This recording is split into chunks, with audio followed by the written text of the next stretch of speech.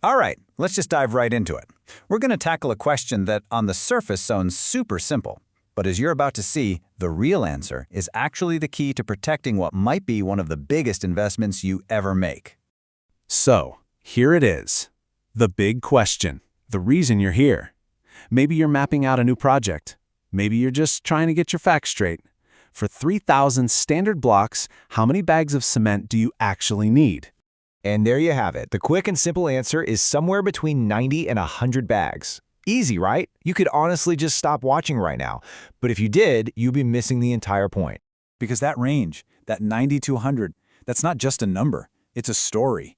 It's a lesson in risk, in planning, and it's the thin line between a project that runs smoothly and one that spirals into a total disaster. The real secret isn't the number itself. It's understanding why it's a range in the first place. So, let's get into the nitty-gritty. How in the world do we even get to that 90 to 100 bag estimate? Well, it all starts with a few really important assumptions. See, these numbers don't just appear out of thin air. They're based on some pretty specific standards, which are common in places like Nigeria.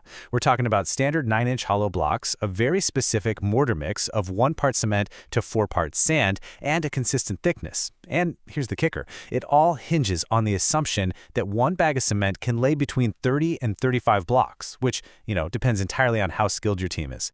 And this, right here, shows you exactly why there's a range. If you've got a fantastic crew, super efficient, and they're hitting 35 blocks per bag, you might only need 86 bags.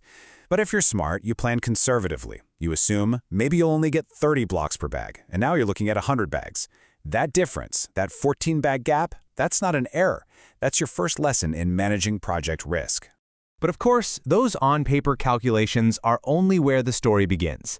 Because as we're about to see, the real world, well, it's always a lot messier than the math. And this is absolutely the most important thing to get. A construction site is not some clean, controlled laboratory. There are like a dozen different variables that can and absolutely will change how much cement you end up using. I mean, just think about it. Are your blocks perfectly uniform, or are they kind of porous and going to soak up extra mortar? Is it a blazing hot day, meaning you need a wetter mix? Does your building have a ton of corners and pillars? Because those eat up way more mortar. And let's be honest, what about just plain old human error? Spillage and waste can easily account for 5 to 10% of your materials. Just gone. Every single one of these things means you're going to need more cement. Okay, and this is where our little story takes a big turn. We started off talking about bags of cement, but now we're talking about contracts. We're talking about project management. Because understanding a tiny detail like this gives you a window into the health of your entire project. So why is it so critical to plan for 100 bags when you might only need 91?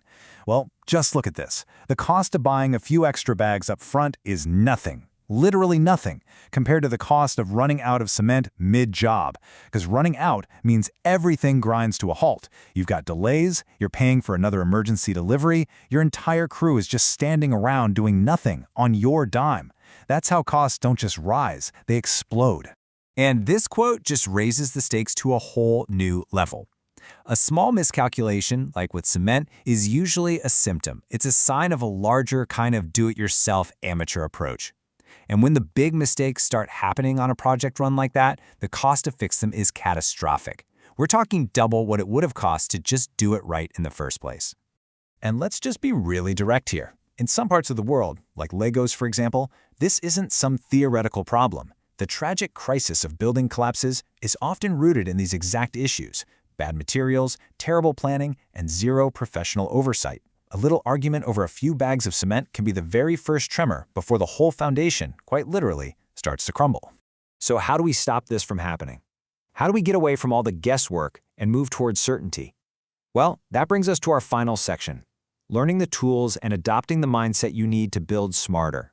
The professional answer is a tool called a bill of quantities, or a BOQ. Now, this is not a quick calculation on the back of a napkin. No way. This is a super detailed, comprehensive document put together by a professional that lists everything, every single thing, every bag of cement, every block, every hour of labor. It's how you replace guesswork with absolute precision. I mean, just look at the difference in mindset. The amateur guesses on materials, they're okay with a verbal, yeah, don't worry about it, and they always go for the cheapest quote. The professional, they demand a detailed BOQ. They require a legally binding contract. They check their contractor's references. This isn't about spending more money, it's about getting rid of risk and guaranteeing quality. So what should you be looking out for? Here are 4 huge red flags. If a contractor doesn't want to give you a written contract, if they're demanding a massive cash payment up front, if their price just seems way too good to be true, or if they have no verifiable office or professional registration, like with the CAC or Carbon in Nigeria, you need to walk away. Seriously. These are signs of a shady, unprofessional operation. So we started this whole thing by asking about bags of cement. But as we've seen, the true foundation of any project that's built to last, it isn't just concrete and mortar, is it? It's really built on a foundation of solid planning, of professional diligence, and of trust. You get that part right, and you're not just building a house, you're building a secure investment for your future.